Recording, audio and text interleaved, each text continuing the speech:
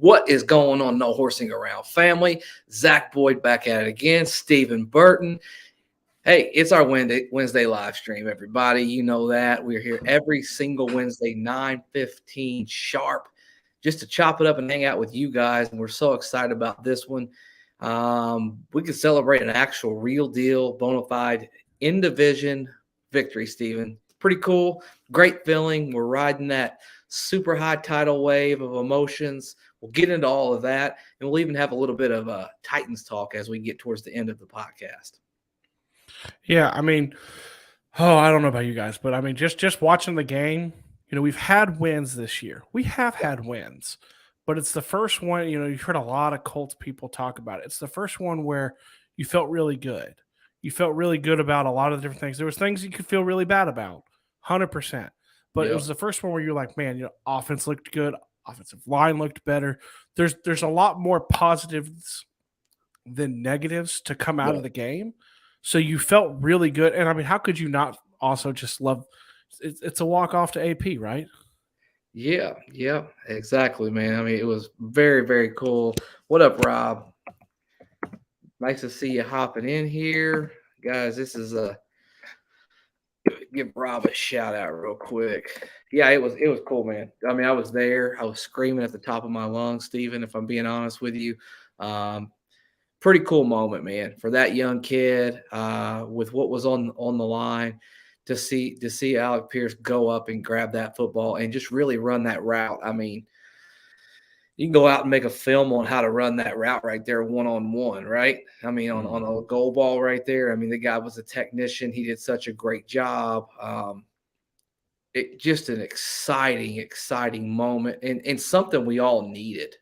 You know what I mean? Something that we all need. Addison, he was hype in section 413. It was hype everywhere, my friend. I was hype in section my living room. I want to ask Addison too. Did you feel a little bit, Addison, like this crowd had a little bit of venom in them? I mean, they were out there. It was a lot of home games, and they were just loud for long durations and long periods of that football game. Like it was really good to see the fan interaction, and I think we brought it. I mean, Colts Nation, and in the fans at Lucas Oil. I mean, we were pretty loud on a day where there weren't a lot of Jacksonville fans in that stadium. It was just all blue and white, and hey, pretty good, man. I mean, it was a pretty good feeling. You had to have that win as you're getting ready to go into, really, I felt like that was the crucial 2-game stretch this season, Stephen. I felt like you got Jacksonville and you got Tennessee back to back, and you got to find a way to really dig in. And lo and behold, you go up tempo, you throw the ball 58 times, you complete it 42, and next thing you know, Matt Ryan's marching his team down the football field again, the 4th time this season in 6 games, with an opportunity to win the football game. How good was that?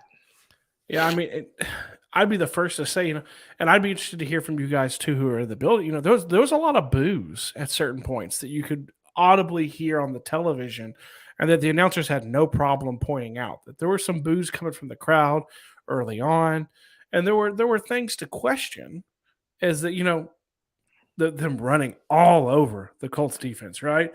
And It's just a really big surprise when that happened. But I'm with you too, and I'd be remiss if we don't at least point out too, right? We've criticized Frank Reich, rightfully so. For lack of a better word, the onions. Yeah. To call the play at the end and just go for it. Because I'm sitting there in my living room going, it's gonna come down to a 50-yard field goal. I know Chase has done really well. I think he's like 4. I think he was like 4 or 5 from beyond 50.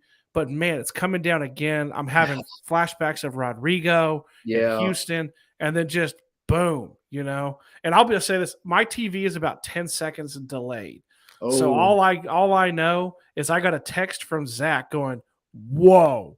about 10 seconds before it happened, and that was it though. There was like no context behind it, so I was like, something good or something bad happened. But it really was. And then I love the story that came out too of Matt Ryan, where they said on the sideline, he overheard a couple of the players saying, if we catch the ball and we're closing in on the end zone, do we go down to secure the field goal?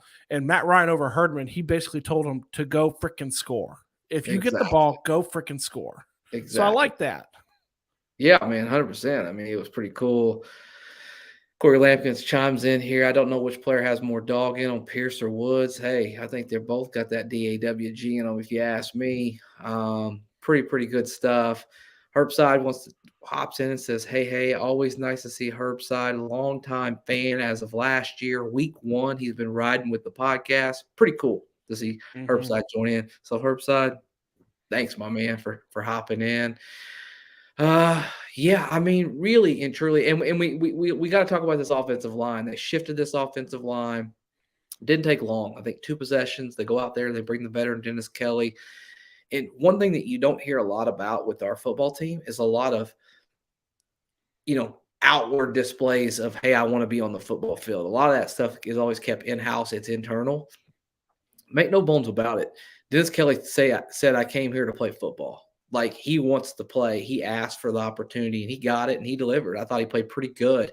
He had that one holding call, but other than that, I mean, he was pretty solid. And that's probably the 5 you're going to roll with, Steven, for better or for worse. Me personally, I'd like to get a little bit better interior guard, especially if you can get somebody on the cheap here at the trade deadline, maybe get in there and get somebody who's a little bit of a veteran that's just not getting enough playing time, and maybe, swoop in and get him as you make this run mid-season. But the offensive line, for all that they've not done well, they held up. No sacks, 0 sacks, 58 dropbacks. I mean, that is a far cry from what they had been the previous 5 weeks. I mean, a far cry.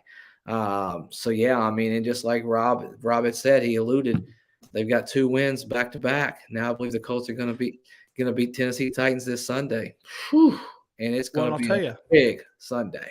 When we talk about Kelly, I think it's an important note too. This is a revenge game for the Colts, right? Like, and we're going to get more into the Titans in a little bit, but this is a get back game.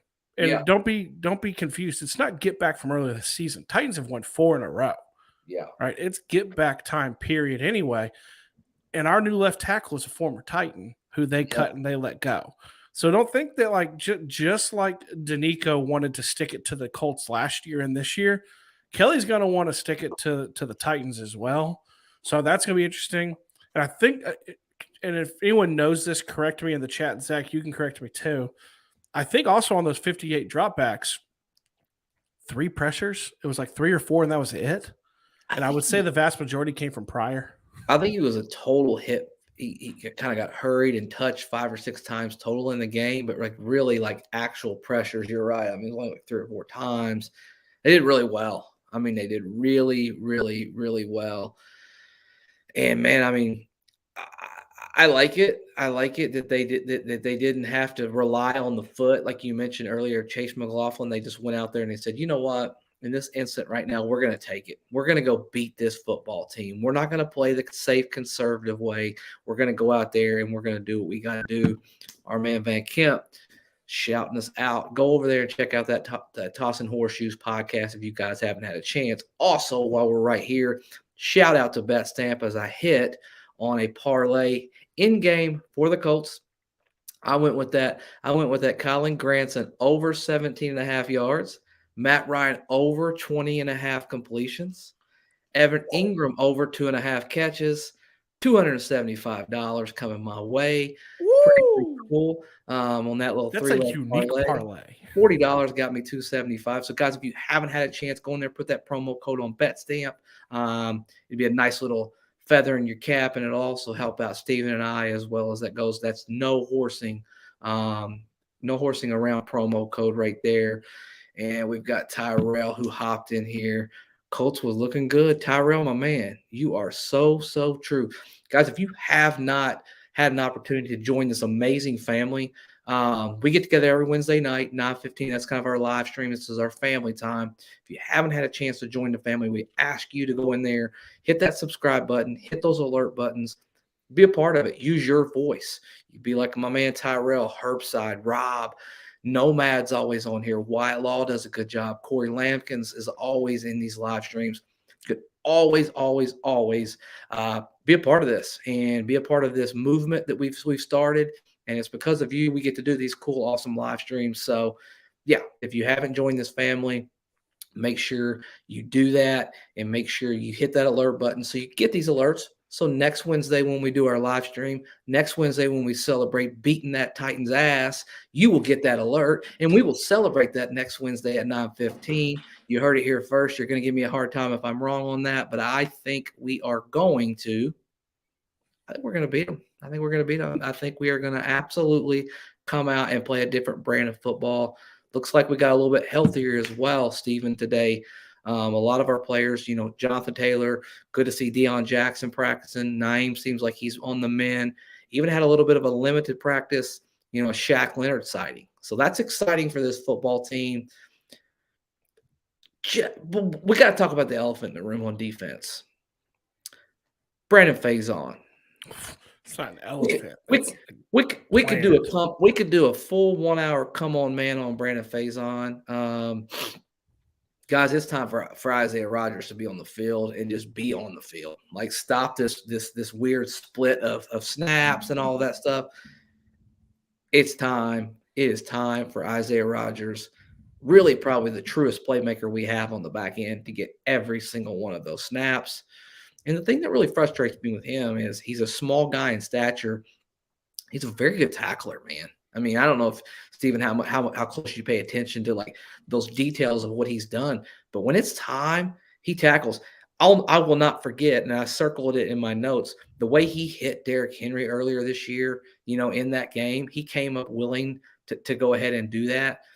That's all you need to know about his mental makeup. He's not scared. He's not afraid to play that position. The position's not too big. And he's just a talented guy, man. I mean, he's just a talented guy. Jose says Matty Ice was doing Matty Ice things. Man, there ain't no doubt about that, Jose. You know what he said, Stephen, in that game? He said, "You want us to kick a field goal?" He said, "No way, Jose." He said, we're going all the way for it. We're throwing it to AP. We're going for the go ball. We're going for the win, and we are going to rip the heart out of the Jacksonville Jaguars." And that's exactly what we did. I mean, it was beautiful. It really was. It was a beautiful thing to watch. I want to also go back though with what you're saying too. We're talking about the Jags game is let's also give credit. So really quickly on Isaiah Rodgers. Absolutely. Undeniably, he needs to be starting. Yeah. I don't see it happening though, especially with Gus Bradley's comments and his presser this week, which is very confusing, saying, "Hey, we know Brandon can play." Dude, everybody in Lucas Oil knows he can't. Like everybody, he single-handedly gave up at least 14 points, at least 14 in the game on Sunday. And I'm trying to remember. I think someone looked at it and said they felt like that Isaiah Rodgers, and this is a big step, and I'm not saying this because this is a massive take. Isaiah Rodgers has Charles Woodson-like abilities. Charles Woodson's a Hall of Famer. That dude's ridiculous. But, man, like we've known it for years. He's a ball hawk. He's a ball magnet, and he's not playing. And it's only, my opinion, it's only because they feel like Brandon Faison knows the scheme better still. But I really don't care. Yeah. Like athletic ability and the ability to make up space when you've messed up outweighs that for me. Like he may be in the wrong position by a few yards. He's so fast. And on the same note, the players want him on the field. You remember earlier in the year they called him out. Why is he not on the field? Like our own players did that. So I mean, I think it's a matter of time. I don't know. I think the snaps will start to outweigh towards Isaiah Rodgers, and then eventually you're just going to kind of see it happen. Yeah. Yeah. I mean, I think there's definite. Frank always says the right things. He never throws players under the bus, which you got to love that if you're a player. He's definitely an ultimate players coach, but at the same time, if we can see it, then those coaches got to see it. Like those angles that he takes on those tackles and those big, long, gashing plays, you just can't have those, man. I mean, this season is so crucial. And we've got a chance to really take a big step towards our playoff run this year. If we can go win this football game, we're going to be in first place in the AFC South. We're going to move. We're going to climb up that ladder. Right now, we're the 7th seed if the playoffs were to start today, which is can't even believe that is actually really a reality, but it is. So good for us. I like that. you know, Nero De Niro. He reminds me of Ray Buchanan. Hey, that's a pretty good comp, actually. That's a pretty good comp. He's so fast. The He is ability is so there. his recovery time is special too. Like he will get beat on jumping some routes every once in a while, but the way that he tracks that ball back down and with the recovery, it's pretty good. I mean, he's going to give up some plays as the year goes on, but he's also going to make a hell of a lot of plays, and he could take that football away, man. On a team and a defense that struggles really to get a lot of takeaways, he's your one guy, man. I mean, and he just has a knack for the ball. You know, you got guys like Shaq Leonard. I think he's similar in that regard, not to that level, of course, but when the ball is around, I mean, we even remember him picking up that ball on that muff. I believe it was a muff punt last week. That ball bounced right up, and my man was just right underneath of it, scooped it up, picked it up, nothing. You know, I mean, he's a pretty special guy. Well, you go back 2 years to the game, to the wild card game against the Bills, where he really kind of broke out for the first time, and we were all sitting there going, I think he needs more time in actual secondary. Yeah. When he made those ridiculous, I mean, he missed one bounced a little bit, but the recovery, like you talk about, I mean, that's the big eyesore. Like Gilmore is so smooth and so steady and so calm out there. And then you have Isaiah Rodgers, in my opinion, who is just like this electric playmaker. Like, that's a great way of putting it. Like not I'm going to use a name and people are not going to like it, but it's that electric playmaker ability of, say, like a Deion Sanders. Ooh. I'm not saying, I want to clarify to everybody. I'm not, and I love Deion. My family's Florida State fans. I love Deion, but I'm not saying he is Deion. But what I mean is like that electric with the ball in your hands. Yeah. He can do things. A threat to take it away and a threat to take it all the way to the house. I mean, if he gets his hands on the ball, he's going to make a play, and odds are he's going to get his hands on the ball. And I think what you pointed out, that's not talked about a lot right now either, is, man, we are not turning the ball over with our defense like we've been. Yeah. I think it's because it's not a priority as much in this defense that we play, but it's an odd thing to see not turning the ball over. Now, I think probably some of that's not having Shaq. You know, Shaq is like, my nephew plays high school football. He plays linebacker, and it blew his mind, and he's doing it now. He's watching tape of how people carry the ball, because I was like, well, you know, hey, Shaq Leonard's probably one of the best in the NFL at taking the ball away with his punch. And he has come out and said he studies tape on it. So maybe it's an uptick when he gets back into the lineup. Yeah. Which I'm not still – I think, you know, I was listening to the radio in Tennessee today, and they talked about his concussion. And I think it's kind of flying under the radar, the broken nose and the surgery. I don't think people really realize the combination of the two. His concussion may be clear, but he may not be ready because of his nose and the surgery. Yeah, we really didn't hear a lot about that injury. I guess they don't have to talk very in depth about it. Mm-hmm. Well, I don't know. Right. I just think that he's struggling a little bit with the mental part of coming back from this. You know, I know he wants to be the same player he was last year, but I believe he's just gonna have to go out there and play football when it comes down to it and go through some of those things. It's definitely not fun, you know, to have to fight back from that back injury. But it's almost that time of the year where you're either going to have to play or you're not going to play. You know, at this point, you're going to have to fight through some of those lumps. Love to see him out there, man. Love to see him, because he's just his voice and his energy and his passion for the game of football when he's on the field, it is really second to none, honestly. Like, I mean, he is just and you want to talk about a ball magnet and a guy who could take the football away from you. Shaq Leonard is that 100% when he is on the field and he's playing. I mean, it's special. Let's see here what Rob has to say. Do you guys think that we play in the same offense that we did, or should we play or what is Rob trying to say? Do you think he's asking offensive line? If we're going to play the same offensive line, it looks like, are we going to play that the same way we played? I do. I think that's when you have 58 dropbacks and you don't give up a sack, and you have the most sacked quarterback in the league going into that game. Yeah, I think that's the line. I think you go with it. And I mean, right until it's broken. At this point, Pryor's going to be a liability I mean, at this point, I don't know if his confidence is shook. I don't know what's happening. He's definitely going to It be should be. he's going to be a player that every single team is going to circle on our football team, and they're going to attack him every single game. He's just not able to stay in front of anybody, and I mean anybody. He's just for whatever it was, and he was pretty solid in some spot situations last year. Very, very interesting. Let's see what she's got to I don't. say. Yeah, I was gonna say I don't want to miss her. Shaq has to push through the mental part of football, that's for sure.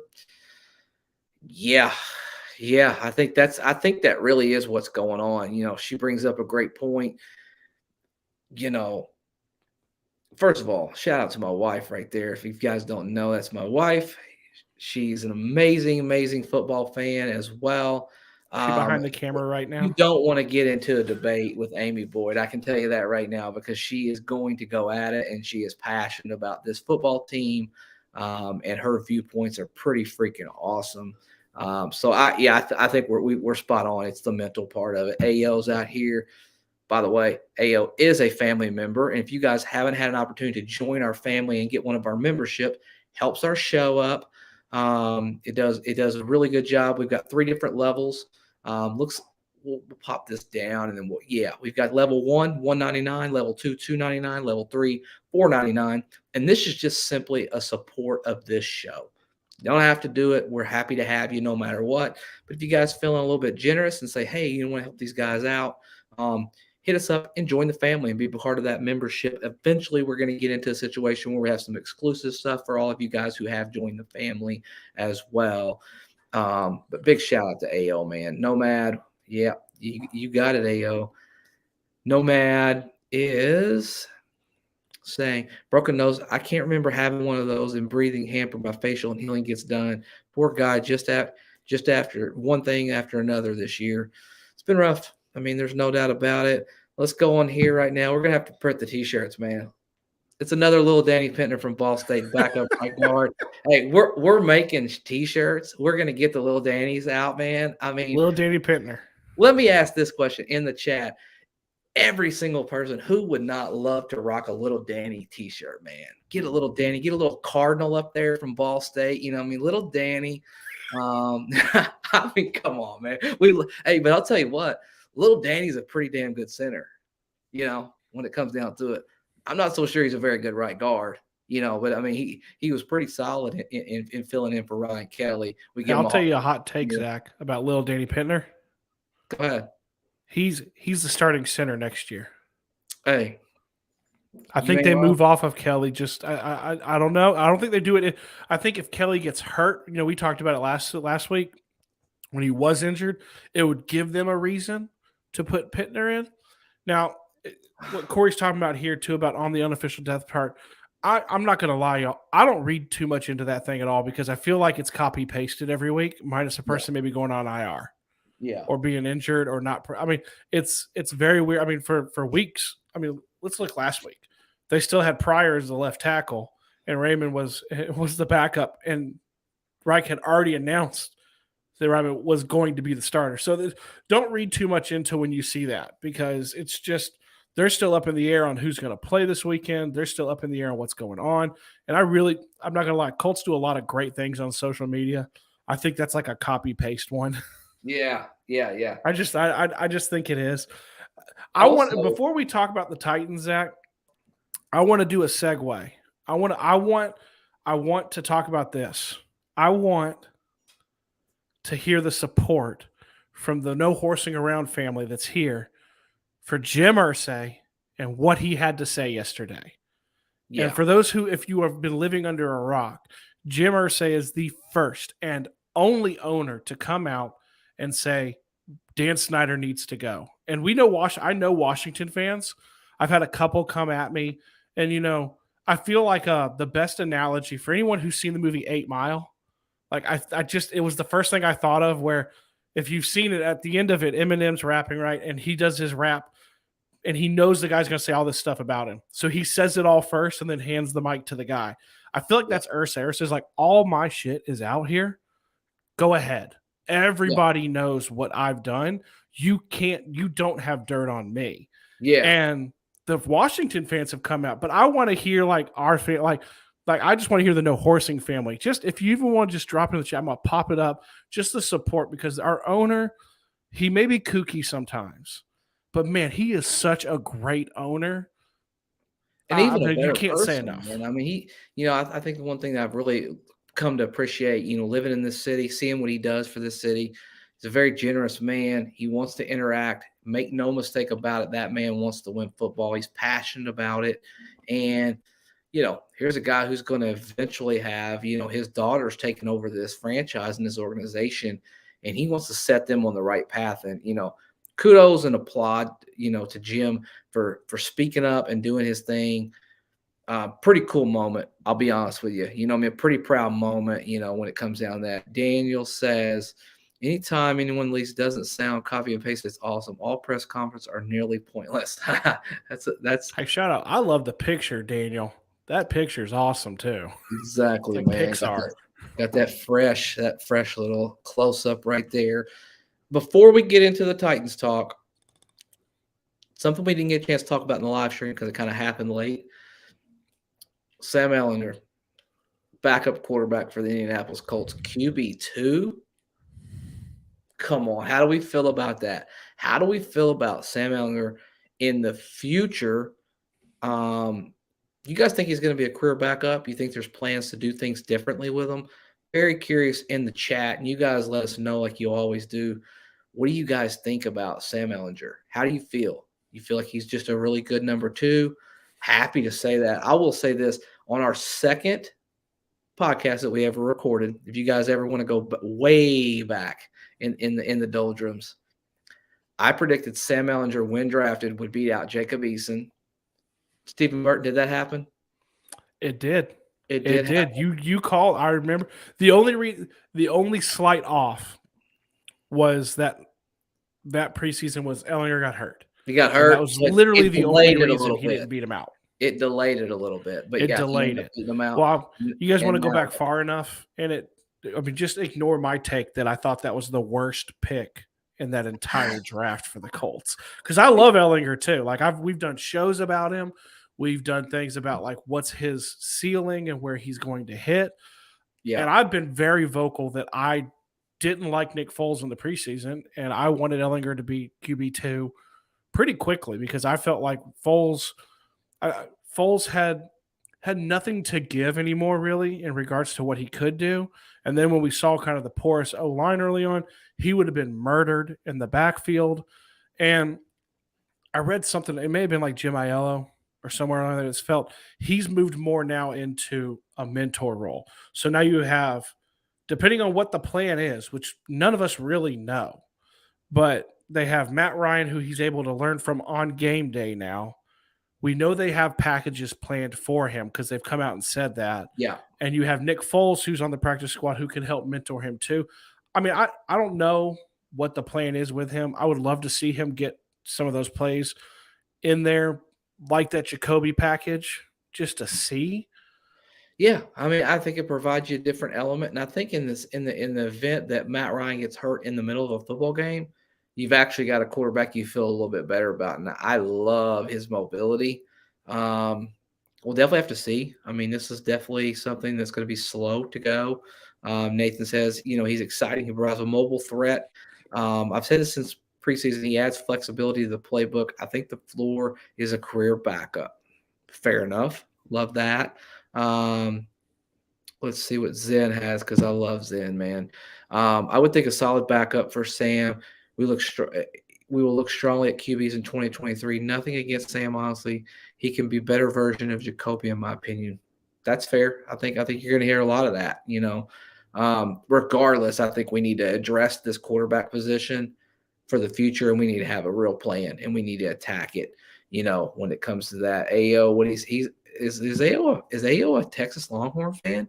I'm from Texas, and I root for the Longhorns. It's always become a dream to have a true Colt get drafted.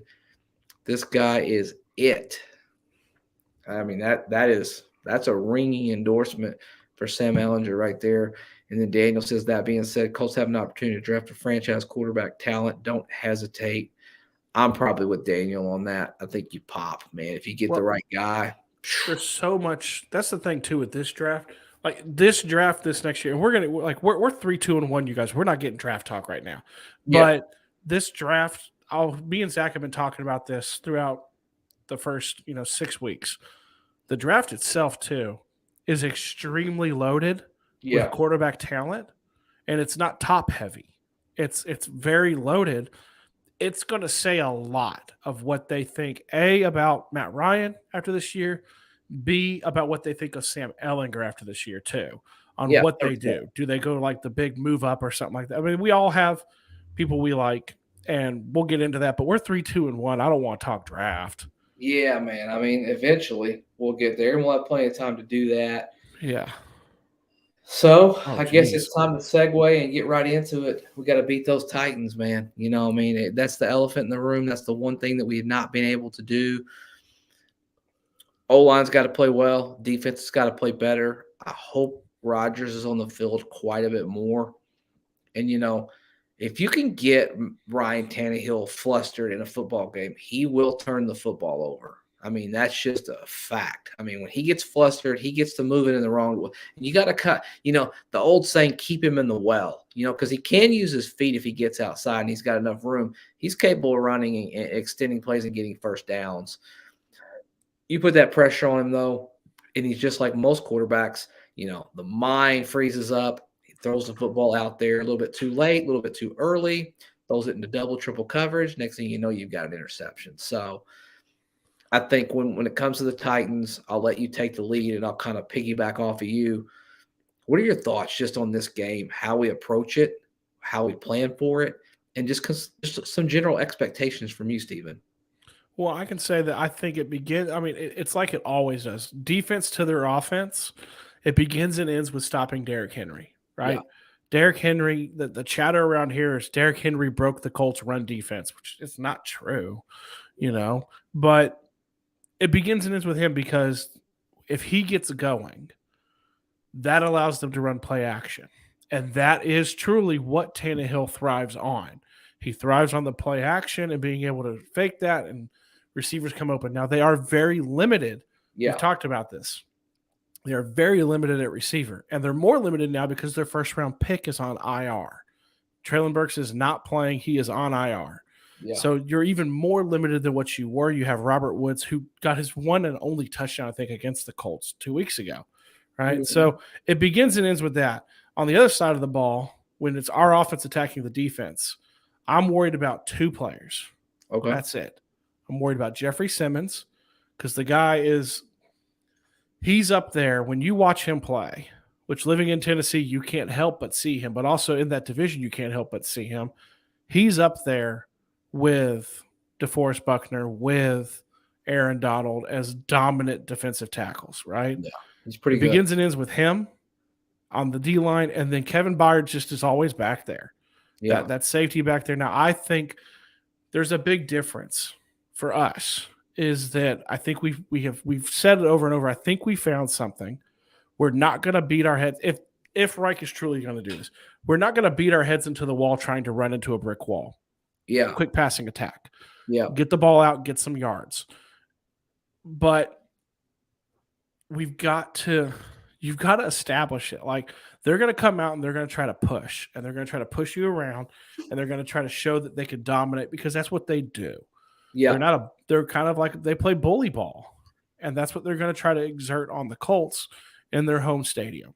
And the Colts have to come in there prepared and ready and have a smart attack because they are very weak on their secondary outside of Byard. Yeah. And our receivers have grown up. I think you could throw the football around on them. Nate brought up a good point earlier. Quiddy Pay got injured, and the run defense has not been as good. Something to keep an eye on. There's no doubt about it. Corey says this past Sunday we use more hurry-up offense than we have in prior games. Matty Ice will thrive in the no-huddle offense. I would agree with that. I think you've got to use it the right way. There are going to be moments that you're not going to be using it as much, but I definitely love what they did right there.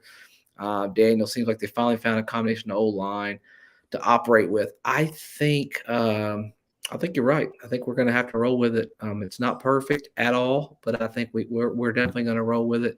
Nero, don't let Henry get ahead of steam and run downhill. Roll in the pocket away, and and then he says Simmons and Autry. Hey, they've been playing. They played pretty well against us. Zen says Simmons is a problem, and Autry plays off him as well. There's no doubt about that. I mean, when it comes right down to it, you made a great point.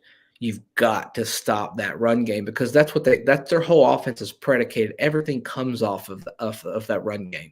The play actions, the naked bootlegs, all of that stuff. When he rolls out on those naked bootlegs, you got to contain Tannehill. You got to have a good, rush package. You've got to have a real good rush plan for that football game. That being said, you got to get to them. You got to bring them down. Hopefully we can turn this football over this week. And I expect the Colts defense to respond in a positive way because they didn't really play their best football game against the Jags, even though we won. I think there'll be a couple small tweaks. I think you'll see a little bit more Rodgers, even more than you have already. And I think this run defense will become a little bit more stout. A little less substitution on the defense when it comes down to it. You've got, Big Grove in there.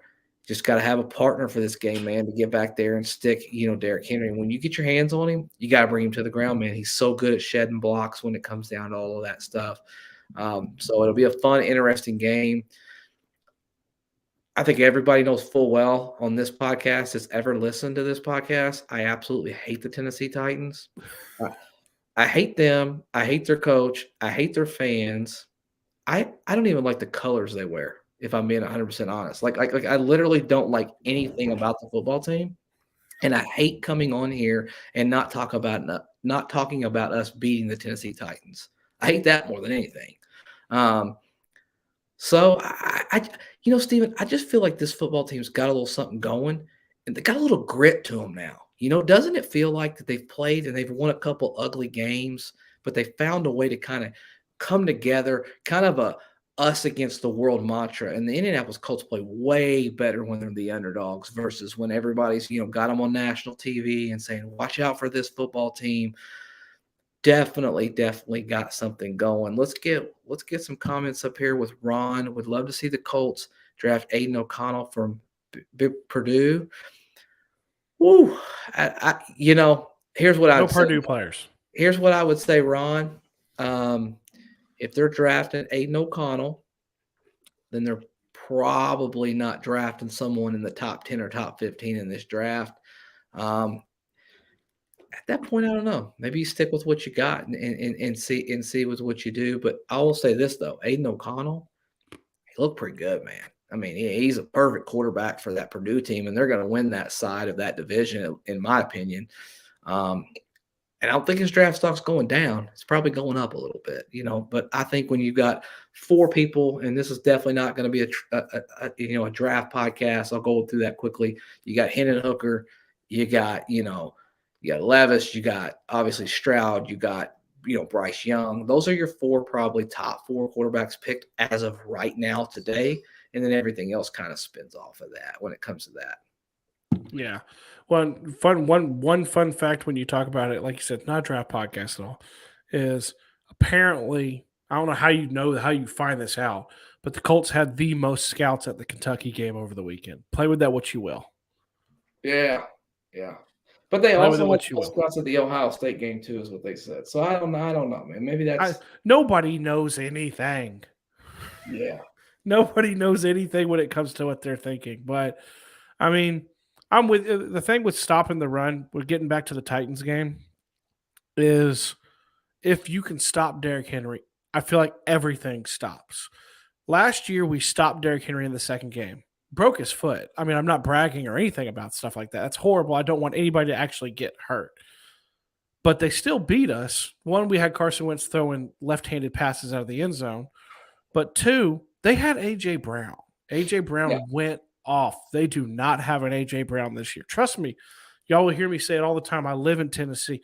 It is a huge concern for them, the level of playmakers that they have on this team outside of a Derrick Henry.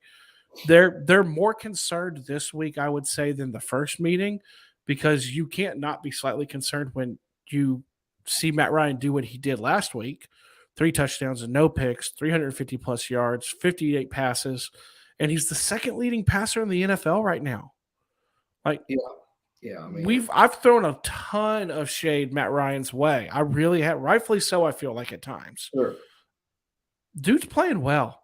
And you said when you talk about like the grit, we've won a game on a last second field goal.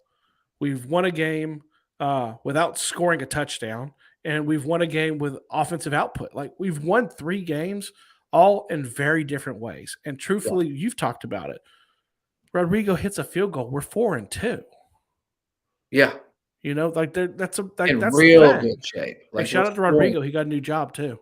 Yeah, on that practice squad, you know what I mean? So, I mean, and I wish him well. You know, I mean, he was a good guy, just didn't work out here, you know. And if you're an Arizona Cardinals fan, you better hope you don't have a 43-yard game winner on the line with that guy trotting out. But anyways, you know, it is what it is. I will say this. I expect to get a good version of the Indianapolis Colts this week. I do. Guys, give us the roster. Give us the point predictions. We'll throw some of those up there. We're not going to go our typical hour on this one right here. We're going to go about 45, 50 minutes on this one. Just not – I got a little bit of a cold thing working up. I was talking to Steven earlier. So he said, so let's just kind of peel it back about 15 or 20 minutes and just kind of get into this. But I really want to know your predictions for this game. I'm going to start with my prediction. I'm going to go 2017 Indianapolis Colts because it's never beautiful. I think we're going to get 2 touchdowns, 2 field goals, and that's going to be enough to win this football game when it comes right down to it. And I'm predicting not one, Steven. I'm predicting 2 takeaways in this football game. I think we're going to get Tannehill on his heels a little bit, and I don't know. I just feel like our defense is going to play a little bit better football game. They got kind of embarrassed a little bit last week. They got gashed on the run. And we got to get it fixed, and we got to get it fixed in a hurry. We got to get it fixed by this Sunday. So I've managed my expectations, right? Like, I've had a lot of low-scoring games lately because I was unsure. Yeah. I'm going to go, and, you know, I know No Horse family, if you've not noticed, like, I'll go through at the tail end of the week. And I've been posting me and Zach's predictions, so you guys can go onto the community tab if you're a member, or if you're a subscriber, you can go on there and you can see on the community tab. You can see where we're going to post it. So we put it out there. This is what we've picked. I'm going 28-14 Colts. Okay. I think the offense has shown a little bit better. I think the defense will show up. We've said this numerous times before. If you can't get up for a game like this, get out. Like, it's not going to work. But we're also – here's the thing too, you guys. We are in the meat of the schedule to where typically – and, you know, we're not really talking because we've won 2 games in a row. But we're into the part of the schedule where Reich does really well. Yeah. Like, it's the stretch where he goes on a run. You know, you win 6 out of 8, or you win 7 out of 9, or 8 in a row.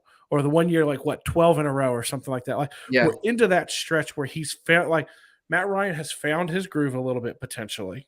Yeah. The receivers have grown up. And FYI, I think now, I joked about this every last year. As of right now, I don't think either one of us are getting a jersey. No. You know, neither one looks like they're going to hit that mark. But I will say, 7 touchdowns for Delaney's looking pretty good. Man, you're not lying. He's sitting at 3.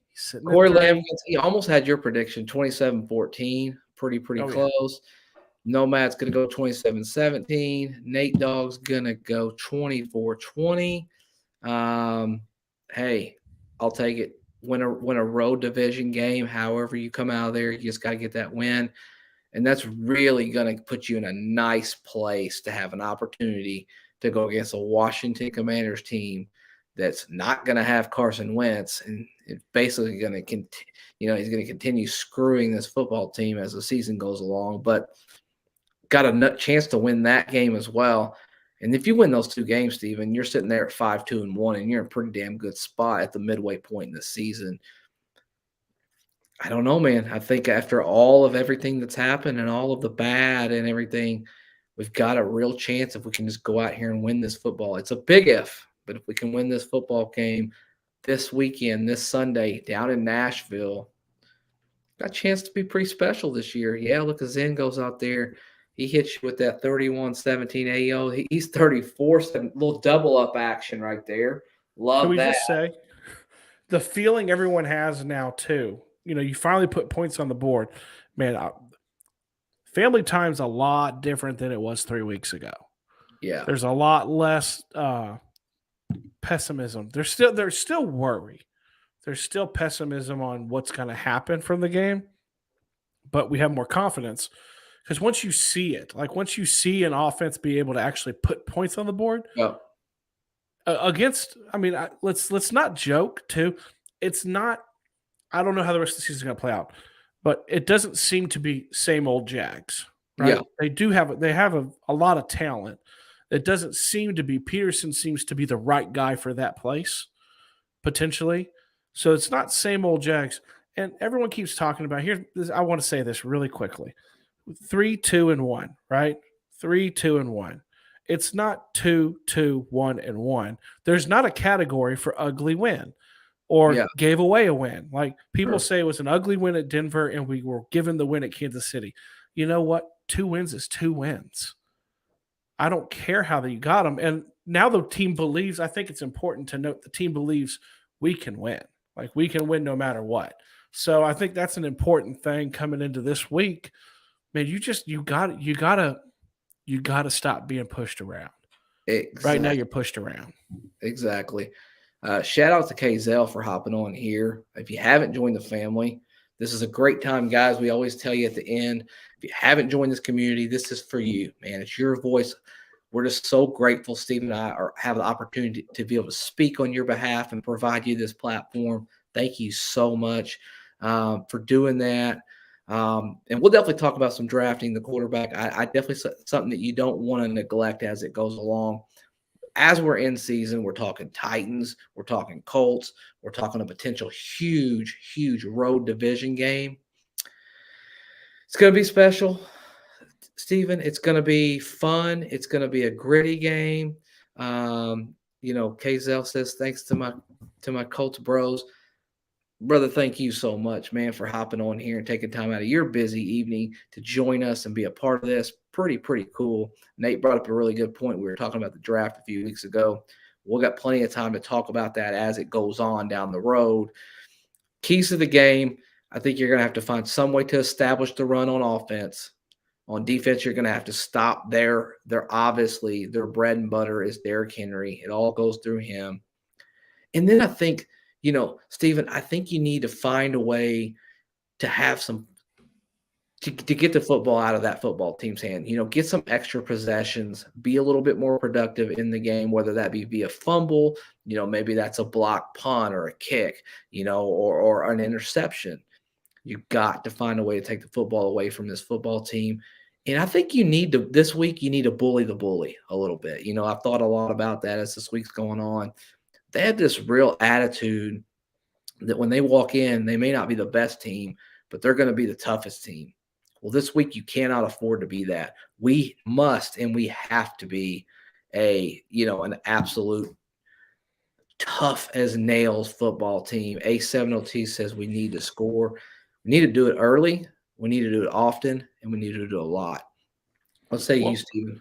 Well, I would agree. I mean, I'm looking at it for those who watch college football. I equate it to this, and it's not near the same environment. I've been in that stadium 24 times for these games, right?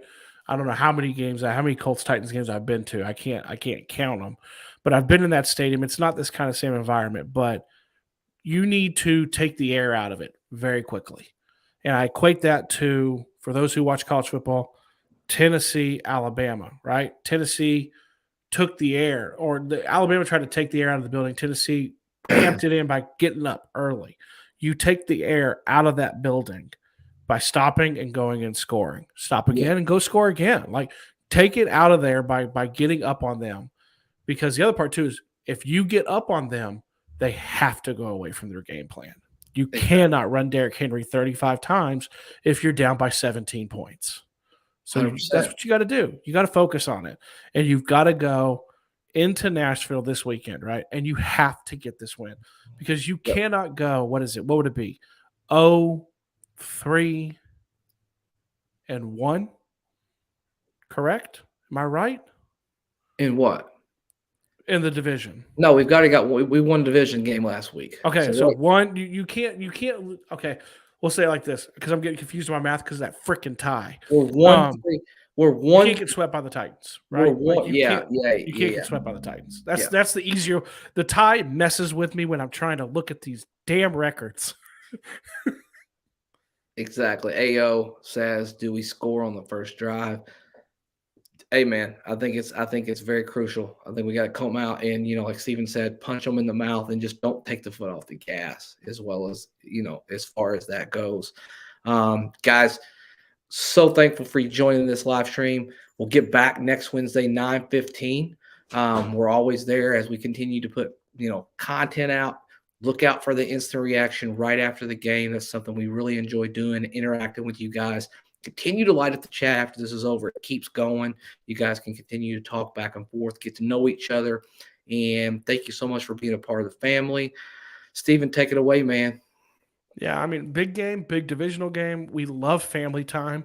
It's funny, like family time initially was supposed to like preview the upcoming game, and it just turns really into family time. We talk about anything and everything, and that's all you guys.